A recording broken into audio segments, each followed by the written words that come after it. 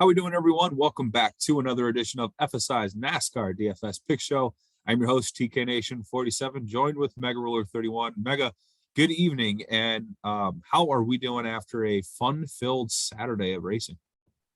Well, it was interesting.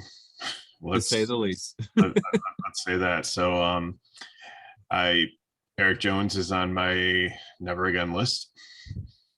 Eric Jones, Brandon Jones. Yeah, was it? Brandon Jones. Yeah. Yeah. I just, wow. I thought this was the track for him, and he made the second biggest mess I've ever seen in NASCAR, next to Juan Pablo Montoya running into the back of a jet dryer. That'll never be topped, by the way. we thought Barry's yard work in Atlanta was pretty epic last year. The sandbox sandstorm. Yeah, that was incredible. Yeah, we've got a lot to get into here. Yes. Xfinity, I don't think really taught us much. It's a different car, and practice and qualifying was an absolute disaster. TK and I were talking about it. It reminded us kind of when they first went on the dirt track last year at Bristol and really didn't know what they were doing. And like way back, I think it was like 2008 when they first tried to go to like Indianapolis. There was or it was some track. It was something with Indy. It was really bad too. There were like a lot of turns and crashes and stuff. So there's a lot of good guys starting in the back because they had issues. If you look at my colors on here, the yellow are people that failed tech twice and lost. It doesn't say crew chief. It says like car chief. So is that like their chief, like engineer? Like the engineer, yeah. Okay. So it hurts, but it's not as bad as losing their crew chief. Right. The guys that are in purple have to go to the back of the field because they're in like backup cars, but they're already pretty much the back of the field because they couldn't qualify. Right. Bubba Wallace is the same there. He lost an engine person. So, and then Kurt Busch was so bad he failed tech 3 times and wasn't even allowed to qualify. So he starts dead last. And he has to do a pass through on the start of the race. So there is a good possibility he does get lapped. We saw that last week. But somebody's going to spin out, so he'll get it back in 30 seconds. It's no big. I was going to say, lap 3, Bullme's back on the lead lap. So I don't think we really realize after watching practice, like there was not enough time for these cars to get dialed in. Like everyone is going to be guessing for the first 40 laps. Like nobody is going to know what to do with their car coming out of turn 4 or out of turn 2, which is where we saw the majority of the spin outs. I mean, guys couldn't even get on pit road without throwing out the back end of their car. This might be a shit show tomorrow. Would you be surprised if the NASCAR threw a competition caution like 15 laps in? I would not be surprised at that decision, but I don't think they will. I think they're just going to make these guys suffer through it.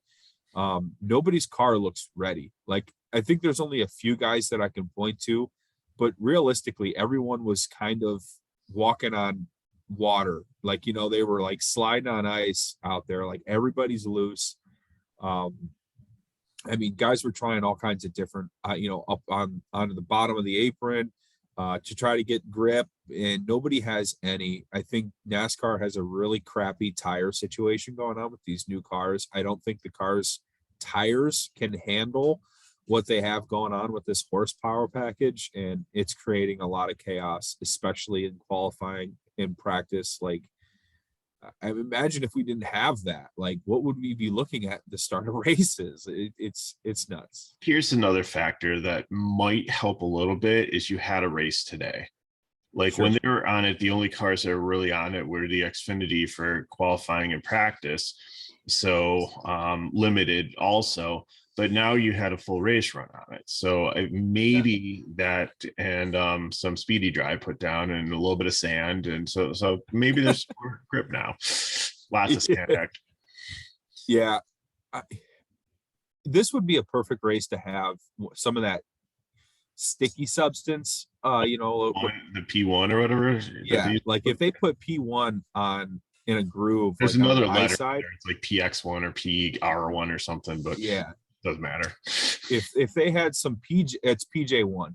Okay. If they had PJ1 down in certain parts of this race, like coming out of corners or something, like there's just no grip anywhere. And I guess this is what the drivers wanted. And I don't know. I'm nervous. I think anybody's live to crash tomorrow. So basically just it's hard to say. Just we'll you know what, we'll get through player by player and hopefully that, or driver by driver, and hopefully that helps you make determination. But just be careful tomorrow. It could get ugly. Any other thoughts on strategy before we get into drivers? I haven't even figured out my own strategy. Like when I this came is gonna the plays, like I might change them before morning. Again, if you're looking at the projections here, they're okay, but there's a limited sample size for 2020 in these two in these cars. So look at more at my plays and my ownership suggestions over like what the actual do I think Josh Bilicki is going to have -3 DK points? Probably not. Never know. So true. we never know. Yeah, talking this out is going to be very helpful. So let's just do that. First off, we got Austin Cindric in. I don't know. Is this guy the best driver on the planet right now, or what? Like, guy's all lights out. He had a lot of success here in Xfinity. He opened up the season with at Daytona. Yeah. I think he's punching above his weight class. I think he's going to do good, but I think it's very dangerous. Like he could get out there and get some dominator points, and he could get out there if he does have a really fast car and lead a lot of laps early on. But I don't think he finishes up there. So I think the dominator points that he might get out there might be negated by him finishing like 13th or 14th. Agreed. And it's not a guarantee that we don't get a caution 10 laps into this race. So, even if, on a restart, he could lose first on a restart, whether it's the start of the race or, like I said, like early caution. So the early dominator laps aren't even like a guarantee. So for a car, I mean, the 2-car, it's a good car. Yeah. Is Cindric, I don't know, ready to dominate a race like this? I don't think so. But the price tag's nice, and I think he's viable. GPP, definitely. He's GPP viable because he's in a good car. He's coming out with like a lot of confidence. Price tag's all right. Like if you're making 150 lineups, 10%'s okay. If you're making a 20 max, maybe like 1 or 2 flyers. But if you're going single entry, no thanks. If you're going cash, no. But long shot GPP, sure. I mean, it's worth it. Okay, I'm going to call timeout here. Yeah. I think what we really need to do is let's drop down to the bottom here because I think. So you want to go from the bottom to the top? No. I want to start at 31, Eric Almirola. Right. So okay. I think here are the cars that had trouble. I don't know what happened, why Almirola was down there. I think he was just slow, wasn't he? Wrecked and qualifying. He did. Okay. Yep. So I don't know if I think he's going to have high ownership being down here, but I think what's going to happen is I think people are going to treat this like a plate race, as you said pre-show, and I think it's going to be like the stack-to-back mentality because you got a lot of differential here with some really solid drivers. They're not scrubs between Almirola, Harvick, Chastain, Wallace, Haley. He'd be the questionable one in there, and then Kurt Busch. So I would say at least 4 of these guys, like Harvick, Wallace, Busch, and then maybe I don't know who the 4th one would be, but I think the strategy might be is try to pick 2 dominators up top and then core 4 down here, and then just keep on rotating dominators. So like, if we're talking about Cindric, then if you start your lineup with like Harvick, Wallace, Busch, and then figure out who you trust the most between Almirola, Chastain, and Haley. Even though with a gun to my head, I don't know at this point which one I would pick. Maybe Haley. I think Almirola is just not a style, and Chastain, we just saw how violently he wrecked in practice. Yeah. I don't, and Stuart Haas only has one backup car there, so They rolled it off the truck. It had no paint on it, so I don't know. Carvix didn't look that bad, so I'm assuming that they're just going to like kind of fix his up. But I don't know how bad Almirola wrecked either. So I don't think Almirola was too bad, but I think it was enough to where they needed to get, to a backup car. yeah. I'm actually, you know what? Don't quote me on that. I'm gonna look this up. Do you want to hold on? Okay, well, while he does that, let's just go back up to the top. We talked about like Cindric being a potential dominator. Eric Jones is kind of in the same situation, seems to be punching above his weight class. TK and I were down on him quite a bit last year. He was average and fading towards the end of the season. And then he did okay in the 125s, if I recall, and had a really good Daytona. He like qualified and was up I think top like 15, and he stayed up there most of the race and stayed out of trouble. And today he goes out and lays down a blazing fast lap in qualifying, and his practice was one of the fastest ones too. So like what's going on here? But again, I think it's dangerous because there are so many other cars that I think are set up for and that's the whole debate. And we went over in the Xfinity video. Are people setting up these cars to try to get good qualifying positions, to try to get up in the further up on the field because it might be hard to pass and get track position? They don't know what's going to happen with these new cars, so you set up to get up there and just hope you can hold it, whereas other ones are just saying forget qualifying, we're just going to set up for a long run. We'll get what we get in qualifying, but we're going to try to win this race. So did Eric Jones set up his car, or is he for real? I don't know. That's why he's a GPP for me. Actually, I have him as a fade. I'll change it to a GPP just because I think, if you're making some groups where you take the four, we'll call them the four on the floor because they're all the way down the bottom, plus two guys up top. I think, you can mix them in with Dominator, but don't you dare play Cindric and Eric Jones in the same line. That will not work. You're going to want to look for like a mid-level, like somebody in like between 10 to 15 to be like your second dominator. Personally, I am out on Eric Jones. Now, the one thing I will say good about him, Correlation Track Michigan, he does have a win there. He also has a win at Talladega, another large track, super speedway. California, obviously we've seen it today, just very large, a lot of groove. He has, I don't think, he's got 2 top 10s here, an average run of 14. I just think he's starting too far forward. I don't think there's dominator points in it for him. So for that reason, I'm out.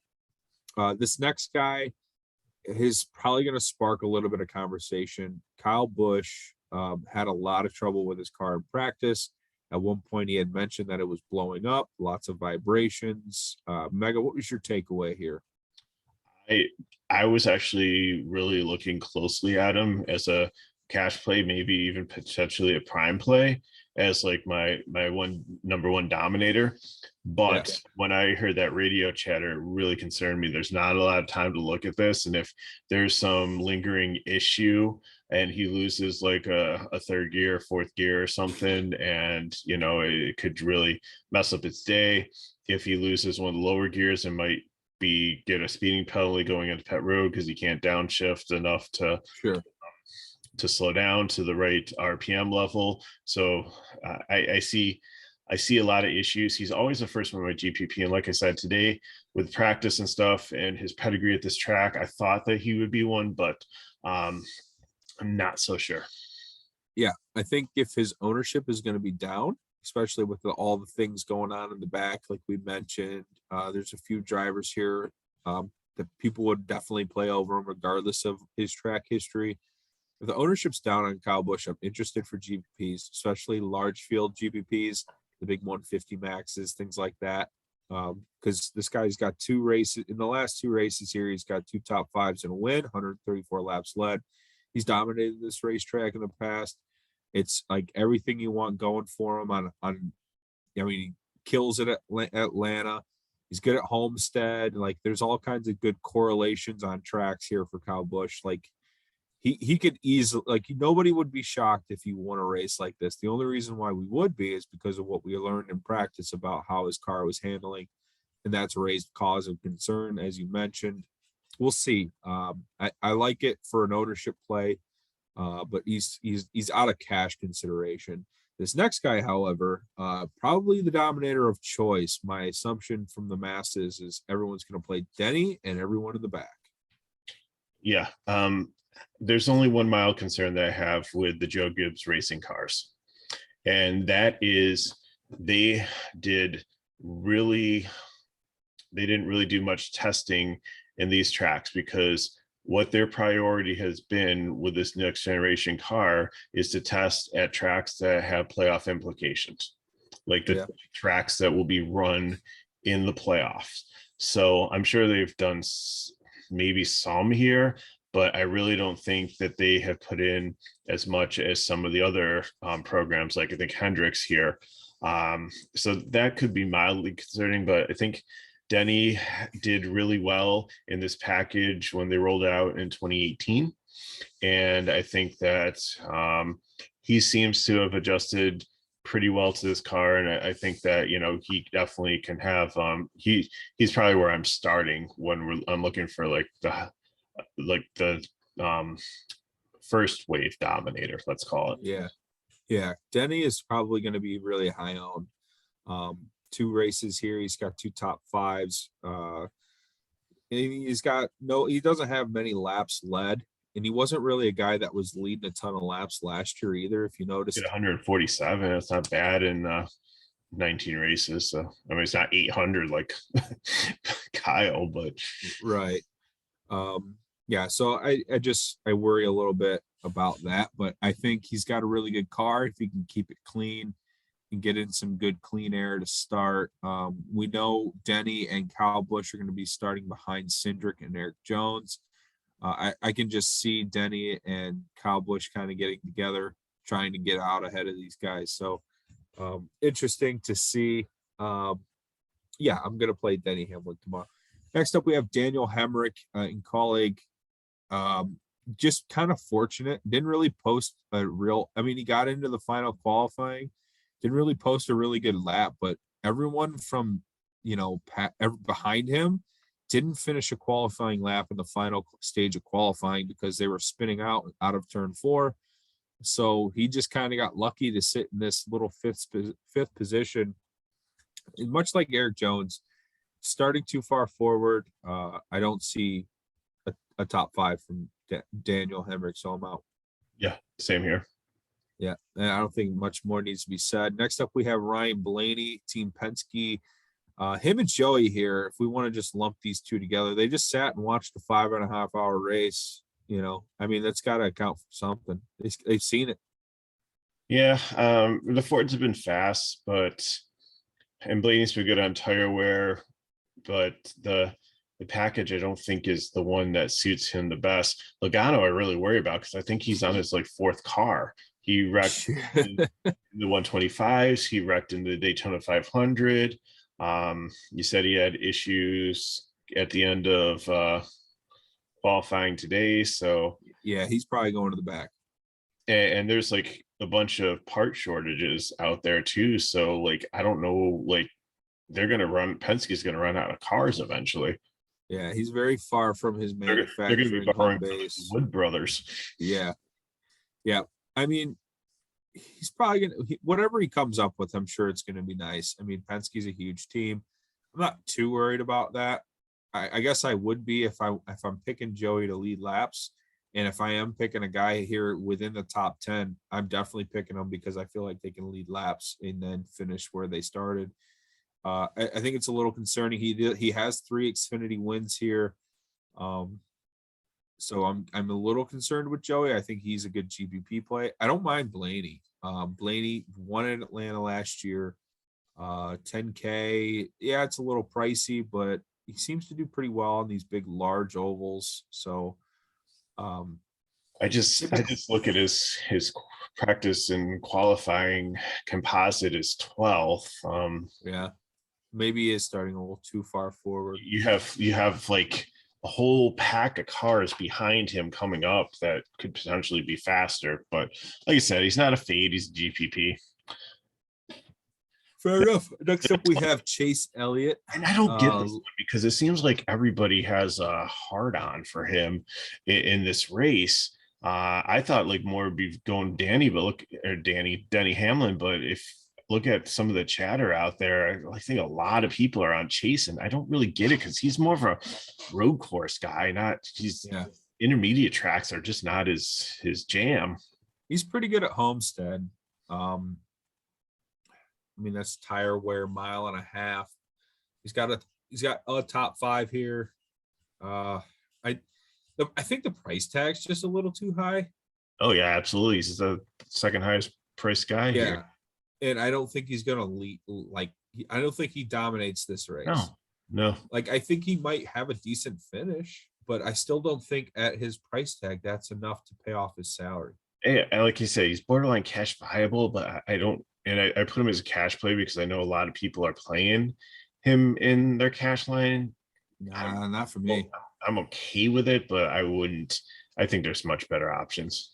It's kind of like the same thing as like Ty Gibbs play today. Oh yeah, like I said it on the video. I felt like I nailed it. Like if Ty Gibbs qualifies anywhere from 10 to 15, I'm probably out to low ownership because I just didn't think he had what it took to lead the laps. Now, granted, early on in the race, like there was a moment where you thought, oh, like the 54 is about to get out front, and that might be it. But as soon as he got to the top 2, he spun out and he was in the dirt. So yep. I know they're different drivers. I shouldn't compare Ty Gibbs and Chase Elliott, but I don't know, just part of me feels like it's the same kind of play. Too expensive, not going to dominate, might have a good finishing position, but I don't know. Maybe FOMO ownership in the 150. Next up, we have Brad Keselowski. Oddly, this team looks to have a lot of speed this year. I'm just really wary after like he caused many wrecks at Daytona. That somebody takes him out. I think he's an okay GP. yeah, true. So I think he's an okay GPP play, but I don't know if I really trust him in cash, and I don't think he'll be in my dominated pool either. Again, whatever surprised me if he won the race, no, but most likely in the range of outcomes. Yeah, 8,600 is a really strong price tag, though, especially if I know he's won here in the last 2 races. Fourth in speed. So he's got something going for him. I just worry about somebody takes him out. So that's why I have a GPP. Here's what's going to happen. I did not have much Keselowski last week. He was chalk. He smashed. He ruined my day.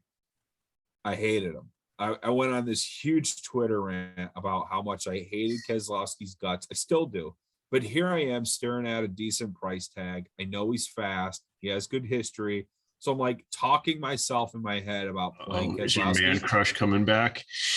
I'm talking myself into it, and he is going to be the first one to wreck and just blow everything up for me. I can see it now. I have to avoid it, but I probably won't because he's too cheap. He's going to be like the perfect pivot off of Chastain, and I'm going to fall for it, and it's going to crush my day. So take that for what it's worth. Next up, we have William Byron, and your thoughts on the 24? I like him. I think that he's one that could get up there and dominate and lead. So I would put him in my dominating group. Someplace differential too. I feel like he's about to finish exactly where he started. Like, I feel like he's headed for 8 to 10th. I don't know. Nothing excites me here with this play. I didn't see anything stick out in practice. Fifth fastest. He was 5th fastest. All right. I was going to say, where's my update on that? All right. It's not bad. I do like the guy behind him much, much better. Talk about it. Tyler Reddick, 8,400. Yeah, these Richard Childress race cars seem to be very decent at this track. He's a high groove guy. He's a decent tire wear guy. He was a little bit too aggressive and got too close to the wall last couple of years. Trying to get used to Cup. I think again, if he can handle the car, he should be okay. Raced here once, finished 11th in 2020, and I believe that was his rookie year in Cup. 6th fastest up here. I think there's a lot of positives with him, and Sure. do I see him getting up there and dominating? No, but we don't need him to at 84, right? But do I see him like advancing like 6 or 7 positions and getting a top 5? Yeah. So if I play Keselowski, everyone just play Tyler Reddick, and you'll have a much better day. Yeah. Oh yeah. There you go. I like Martin Truex Jr. here, starting 12th. I don't think I mentioned this, but Toyota's headquarters for the racing teams is out here in California. It's not Japan. It's not the American racing team headquarters. It's here near Fontana. I like Truex here. I don't really. I mean, he's got some history. He's won here. He's got a couple top 5s. He's dominated in this package over like the last 5 or 6 years. So, and he kept the car clean in qualifying and practice. He got the data that he needed. He's under 10K. I think he's a better play than Blaney. I think he's a better play than Logano. I like him over Kyle Busch. Like next to Denny Hamlin and maybe one other guy, I think Truex is like my favorite dominator. Your thoughts? Yeah, I like him, not because he's my daughter's favorite driver. I know you watch these videos. Leave your comment below. We'll read it and respond. We're in on Truex, so yes, do the same. This next guy, though, I could see garnering a ton of ownerships. We're back on 1.5 miles. Well, we're on a 2 mile, but it is an intermediate track, quote unquote. So, but this is the king of the intermediates right now, and that is Kyle Larson. Slipped up a little bit in qualifying. That's why he had to put the bad time, but there is nothing wrong with this car. Price tag sucks, but hey. I think he won this in like 17 in an inferior car too. So with the Chevy from Chip Ganassi. Yeah. The target car was here. It might have been. I saw him win in Michigan, so there's some track correlation. So I think he checks all the boxes here. I think he's definitely his average running position was 1.8 last time. Oh, that was Bowman. Sorry, it was 23rd. Never mind. Skip that. But he's got some good pedigree at this track. He's got some experience at this track, and I think his form has been great. Even coming off the championship, I don't really see a hangover for him. So. Not when this guy races 24 years, like 365 days a year. Mm-hmm. So there is no backing down. Or he's probably I raced it to death too. So you know it. Yeah. I'm definitely playing Kyle Larson tomorrow. Absolutely. Next up we have Alex Bowman. 9K is pretty expensive. But he dominated here in 2020, like the last time they came here. Look at that. Like holy smokes. Okay. And you have some nice place differential here too. So. You know what? I've seen him win in places like Chicagoland where they have those multiple groove slide job kind of track. Like, this is his kind of stuff. All right. He's like steam. He just kind of like evaporates slowly to the top and you don't even realize it until you're like, oh, look, Alex Bowman, top 5. Yep. And I like where he's starting too. 14th. Yeah, that's nice.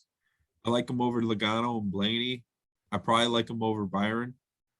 Mm-hmm. I don't think he dominates, but 9K, not that bad. Yeah. He might be a decent GBP pivot off of Harvick, but I don't know about that. We'll talk about that later. It's a completely different. Like you're playing Harvick for place differential. You're not playing for if he ends up leading the race, then you that's gravy. But it's 2 sets of drivers, so I think. Bowman is where we draw the line. Nobody below him should be a dominator. Good call. Next up we have Daniel Suarez at 6,100. I love me some Daniel Suarez, but still not the right time. Yeah, I'm sorry I didn't catch on fire last week like I predicted, but maybe this week. No, but Landon Castle sure did today. Holy smokes. That Literally. was a fire. Yeah. He looked like he hit the back of a jumbo jet or jumbo dryer, whatever they're called. Yeah. But no, I don't think this is the right time for Suarez. So I'm out.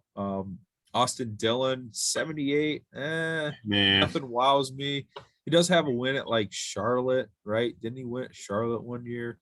maybe I really don't see two top tens here. Like nothing 15th average. I think he hits potential maybe to finish where he starts, but I think he finishes 15 to 20th. It's going to be a very vanilla pedestrian day for him.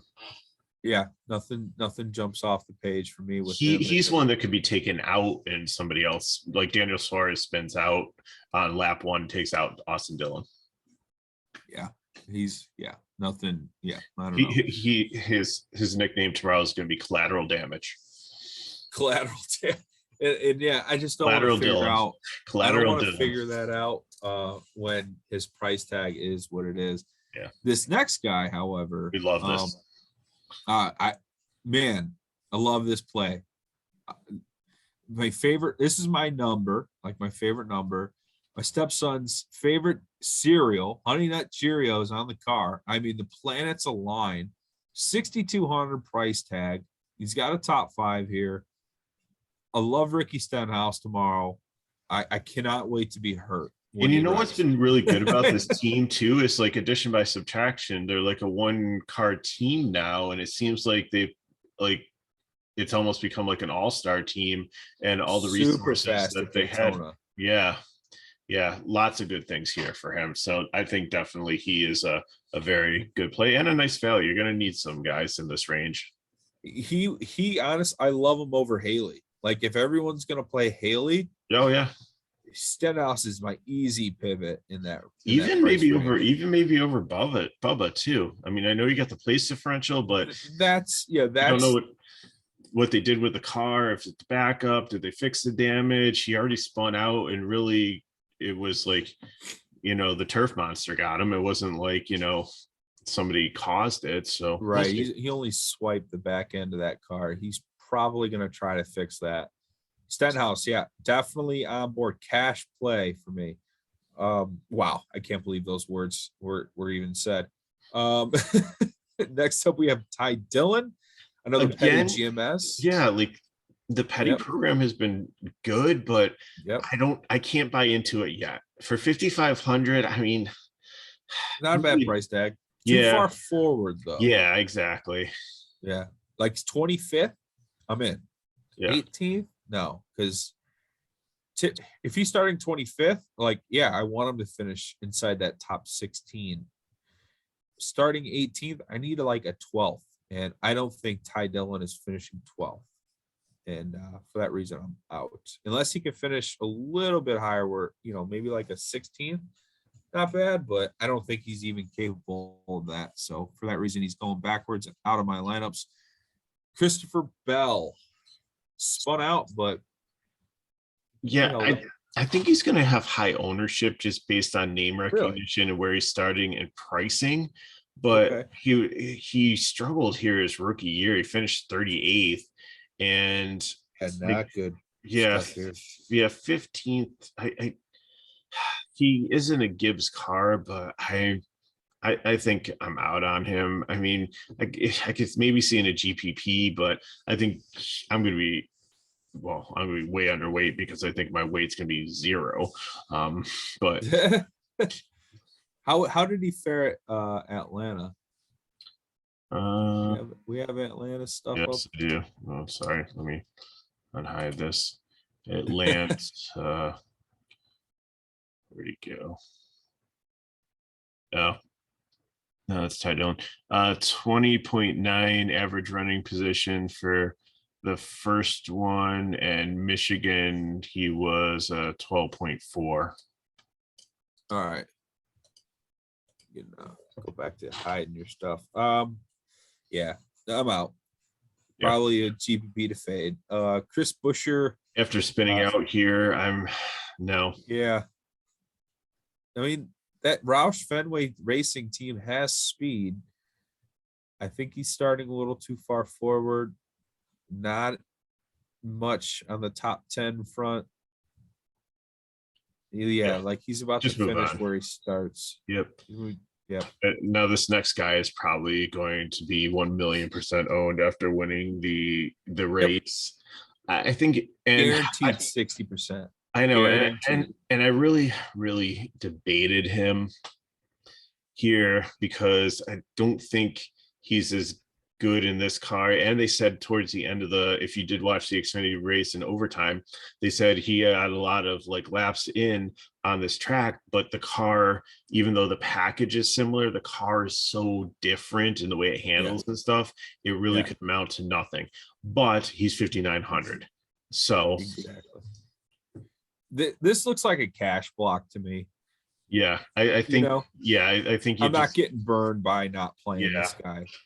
If he's going to be over 80% in cash games, easy cash block. Now, I think this is a perfect GPP fade because any owner, any driver over the 60% threshold at a track like this, where one wrong move and you're out of it, easy pivot off of Cole Custer and GPPs, but definitely a cash block. And there will be situations where I'm building a GPP lineup in a high dollar situation where I do take Cole Custer, right? Just to make sure that I'm not leaving myself completely stone dead if this guy has a top 10, because this is his home track and all that, what have you. But yeah, that's where I'm gonna leave it. I think we can blow through the next couple here. Harrison Burton, he's a rookie, had a really bad crash. Xfinity, Xfinity race here. He actually struggled in Xfinity here, I believe. I mean, he won a race. He won the 2020, right? But yeah, I just don't. The Fords are fast, but he's GPP. Play him if you want to, but for 7K. You just Bubba Wallace is the play over him, definitely. Yeah. If you're looking at that. I like Stenhouse more than Burton. Right. Oh, absolutely. Yeah. Yep. McDowell, not his track style here. 21st, 34. Yeah, he's just a lot of things that don't look good there. Chase Briscoe, I don't know. Stuart Haas has struggled here, or not here, just like overall. So I'm not seeing much on the track history front. He 2 races here, but this is Xfinity data that I have up here. Average finish 9th, 28th in speed and qualifying. So and he's one that's a younger driver too that could end up spinning out. Corey LaJoie, I had him as cash play, but I think he's more of a GPP. He's right on the border there. I look for usually like 4x for cash plays. I have him as like 19 at like 3.7 for. He's starting a hair further ahead, but if there's gonna be calamity here, then he can stay out of it. So I'm okay on that. Todd Gillian, I really like eventually, I think, in the season, but not at a track like this. I don't think. I want to see more from him before I start playing him. The data here is from the Truck Series, so that's why he's got a 10th, overall average. But it's a completely different competition. It's a completely different animal that you're driving. So yeah, and all the rest of these guys that you're looking at here, like Cody Ware, Blicky, Smithley, McLeod, are all kind of like fades. Maybe Cody Ware, I think, is the only one that I would consider, just based on how well that's probably the best Rick Ware car. But this is kind of the fade zone. And then we're back down to the bottom where we talked about already before, where I said I think you really need to pick 4 of these guys. So you're probably going to lock in Harvick, Bubba, and Kurt Busch, and then figure out between Almirola, Chastain, and Haley who you trust the most. Take the 2 dominators at the top. You got your lineup. Yeah, so Almirola is not in a backup car. He did save it after a spin out. So I think he's still viable. Definitely in GPPs, obviously in cash. If you can't get to someone like Harvick and you got to settle on Almirola, honestly, it might not be much of a difference other than salary. Like I could see both of these guys finishing like 11th and 12th, and that's it. And they get there on place differential and maybe a few fast laps. Harvick, I think you can't ignore. You know what I mean? Like this looks like another cash block. I think he's going to be 80% owned. You know, he's got good history here, but I don't think he is capable of handling a car like the next gen car. He could barely handle the cars last year, and now he's being asked to be a better driver than he already is at his age. And he said he's like, if you listen to the radio, he said that he was barely on the gas and he just spun out. And I'm working on doing like a whole PowerPoint to do with a video on like the differences between the Gen 6 car and this next gen car. And one of the things they said they had, I think it was Jeff Gordon or maybe Tony Stewart. It was definitely Dale Earnhardt Jr. was one of the ones too in the testing of it, said that they tried to drive the car like they always did, and they are always over braking because the brakes are so sensitive. It's like a Formula One or some other, it's like a road course brake. And what the main thing is they built these cars to be like road course cars that can adapt to an oval, where teams used to have oval cars that used to have to adapt to road courses, or they'd have two separate cars, one for road and one for ovals. And it makes a huge difference in the sensitivity of the braking. Yeah, I can see that. You know, we have like 7 or 8 road courses this year, so probably. I can understand. Yeah, 30. I know it's going to be an absurd amount. So 30 of them. I can imagine why the NASCAR is making that kind of change. We're gonna drive through Manhattan this year. If you're telling me Kevin Harvick didn't have a good setup, that just I keep going back to the theory that Rodney Childress is just finished. I just think I think the whole situation for the 4 team is coming to a close.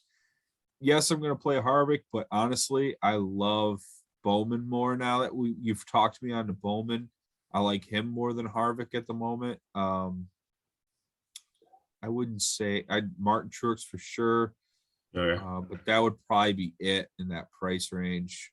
Next up, we have Ross Chastain, 8,200.